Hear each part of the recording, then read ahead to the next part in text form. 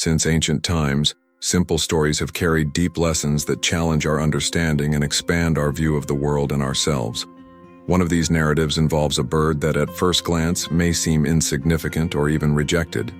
But upon closer inspection, we discover that this small detail hides powerful teachings about purpose, adaptation, and how the divine acts in the most unexpected situations. Let's explore together the meaning behind this figure and what it can reveal to us today. Why the raven? Among so many possible creatures, why an animal that in human eyes carries such a negative weight? Dark, associated with death, impurity, condemned by Mosaic law as unclean, and yet it was the first to leave the ark after the flood, before the dove, before the branch, and it never returned. This detail, so easily overlooked in quick readings, sparks a strange feeling that insists on lingering. What lay behind it? A random choice? Or a silent declaration? The biblical narrative is terse at this point. 2 verses, no comment, no explanation. But silence sometimes shouts louder than 1,000 words. An animal considered unclean was sent to scout the world under reconstruction, and its sudden disappearance seems to leave a trail of mystery that few notice. The raven left and gave no sign. It vanished on the horizon without bothering to come back, as if it understood something others had yet to perceive. But perhaps we need to know this animal better to understand why it was chosen. The raven is no ordinary bird. It is endowed with surprising intelligence, capable of solving complex problems, using tools, recognizing human faces, and remembering for years. It's not just instinct, it's perception, it's calculation, and it's memory.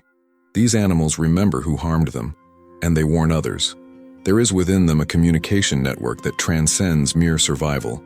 Moreover, they live in groups, help one another, build lasting bonds. They are cooperative. While many see them as solitary and gloomy, their reality is different. They are social, sensitive, and organized. And they play a role few want to take on, cleaning what is dead. Where there is decomposition, there they are, doing what is necessary, though almost always despised, without glamour, without recognition, but indispensable. In this context, the solitary flight of that first raven takes on a different meaning. Perhaps it left because there was work to be done. The world was not ready to restart while death still floated on the waters. And who would deal with that? The dove would come later, with the sign that life had returned. But before that, there was a need to handle what remained of destruction. And in that, the raven had a role no one else could fulfill. Modern representations ignore this moment. In images of the ark, it is absent. In children's books, its name is not even mentioned. All attention goes to the dove and its branch. But it was the raven who first crossed the sky of the new world. It was the one who, without applause, without triumphant return, did the dirty work. What human eyes avoid facing. Its absence from memory says a lot about what we prefer to forget, and perhaps says even more about how God sees things. If even someone considered unworthy was an instrument of a divine plan, what stops us from believing the same can happen to us? Perhaps you too have been left aside, disbelieved, unfairly labeled. But if God's gaze has reached you, if the choice came from Him, then no human label can invalidate it. The raven did not return, but its action is recorded, discreet yet essential. And for that reason, it's worth paying attention to what is subtle, what escapes the main narrative. For it is there, in the forgotten corners, that God often acts more clearly than we imagine. If this content brought something new to you, subscribe to the channel, turn on notifications, and share it with someone who needs to reflect on this. There's much more coming. Now let's go deeper. If the raven was the first to be sent, what exactly does it symbolize? The world, newly emerged from unprecedented destruction, was still covered by water. It was a post-collapse world. Every trace of previous life had been wiped away.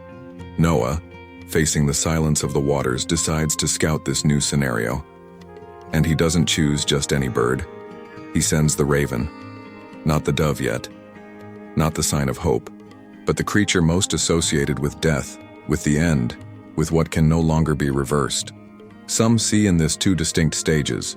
The first, represented by the raven, carries the weight of judgment. The second, by the dove, brings the breath of restoration. The raven goes first because it fits with what still exists in that world. Decomposition, remains of what was destroyed, residues of an era marked by corruption. It does not return, and that says a lot. It was not a messenger of return, but someone who belonged to that ending environment. Its absence is not abandonment. It is fitting. And Genesis 6:12 makes it clear, the earth was corrupt. All creation had gone astray. The sending of the raven was no casual gesture. It was the positioning of one prepared to deal with the remnants of the fall. When the dove finally appears on the scene, the scenario has already begun to change. It returns and then returns again with a branch, a sign that life is coming back, that there is reconnection with the Creator. But that only happens after the raven's silence, after the necessary time for the old world to be absorbed. There is also a peculiarity in the account. The raven does not return, but it does not disappear immediately either. It went back and forth, according to the text. This has raised varied interpretations. Some suggest it flew in circles, perhaps landing on the ark itself but never entering. Others believe it simply found food and had no reason to return. The point is that its function was different. It was not its task to bring signs. It was to observe, perhaps to purge, to inhabit what no one wanted to face. This reveals something essential. Missions are not all the same. Some are gentle, comforting. Others demand direct contact with chaos. And the fact that a mission may seem less noble to human eyes does not mean it is so to God's eyes. The raven did not bring green leaves, but it fulfilled a necessary purpose. And this should teach us to respect also the roles that do not shine, but sustain. And the most interesting part is that this was not the raven's last appearance in Scripture. It appears again, and when it does, its presence breaks paradigms. Because later, amid the tension during King Ahab's days, Elijah emerges, a bold prophet who confronted power directly, challenged kings, denounced idols, and, as a consequence, had to hide. God leads Elijah to an unlikely refuge, the brook Cherith, away from the king's presence and isolated from chaos. But what is most intriguing is not the place but the method. The prophet's sustenance would come by unexpected hands, or rather, beaks. God himself declares, "I have commanded the ravens to feed you there." And faithful to his word, every morning and evening these birds brought bread and meat. A silent, constant cycle. Sustenance coming from where no one would imagine. Now notice, the ravens, according to the law, were unclean. They could not be eaten nor offered on the altar, rejected in rituals, kept away from liturgy. And yet, they are the chosen messengers to nourish one of the most intense men in Scripture. This not only breaks paradigms, it reveals that God has never been bound by human categories. He uses whatever he wants, however he wants, whenever he wants, without asking permission from the rules we create. Let's return to the flood. That raven that left and never returned may not have simply vanished. It might have continued its journey, adapting to the new landscape, actively participating in the earth's regeneration. While the dove brought the sign that life was blooming, the raven fulfilled an earlier role, interacting with what remained, being where death still lingered. Not as punishment, but as a calling. Different missions, different times, and both essential.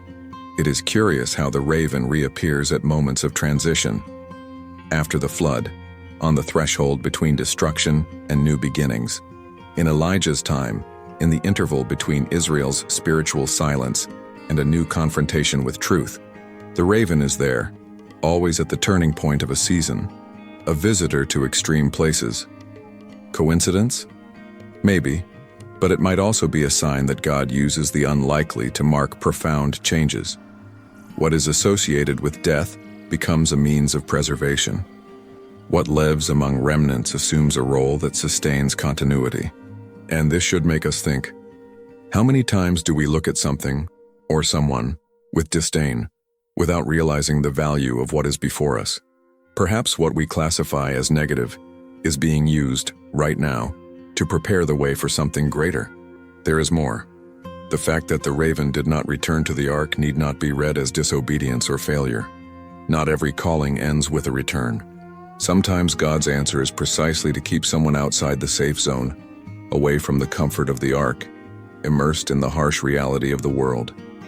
Some missions do not pass through the comfort of repetition, but require exposure, presence, and confrontation.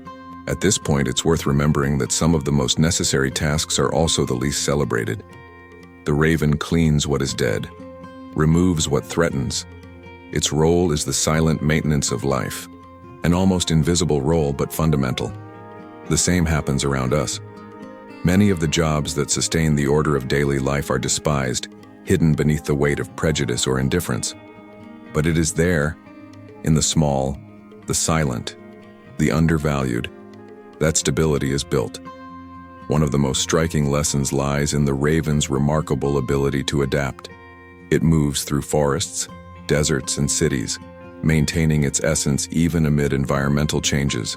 This challenges us to preserve our identity, even when the world around us rapidly transforms. Resisting change can cause stagnation.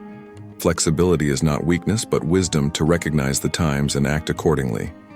At first glance, the raven's role in the flood story might seem an insignificant detail. However, looking more closely, we perceive a deep and silent message about value, usefulness, and how God chooses to act. Often he works through the unexpected, the marginalized, the ignored majority. This perspective shows us that even the most discreet elements of Scripture carry powerful lessons for our lives today. There is also a difficult, yet liberating truth. Absence does not always mean abandonment. The raven that did not return may have followed its path in a new world, fulfilling its mission without needing to come back. How often do we interpret silences, distance, and losses as rejection, when in reality they are the beginning of something yet to be revealed? What seems like an end may be only the beginning. Analyzing the raven's journey, we realize it goes far beyond a simple ancient detail. A bird often despised or viewed negatively became an instrument of God at crucial moments. This shows how divine action transcends our judgments and teaches us that important purposes can be hidden where we least expect. Never underestimate what seems small. In God's plan, every piece matters. And now, a question for you. Have you ever felt like the raven? Someone invisible, judged, but carrying a potential that God can use? Share your story in the comments. If this message touched your heart, write, God uses the unlikely. And if you believe that God can work through anyone in any situation, also write, with God, even ravens feed prophets. Leave a like, subscribe to the channel, and turn on notifications to follow more content that reveals the great lessons hidden in the details of the Bible. See you in the next video, and may your week be blessed.